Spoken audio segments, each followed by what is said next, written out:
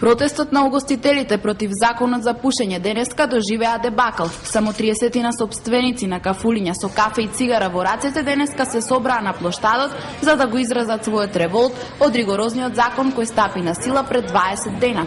Присутните на собирот обвинија дека голем дел од угостителите во Скопје, кои исто така членуваат во туристичко-угостителската комора, во последен момент ја откажале довербата и ги отвориле своите кафулиња.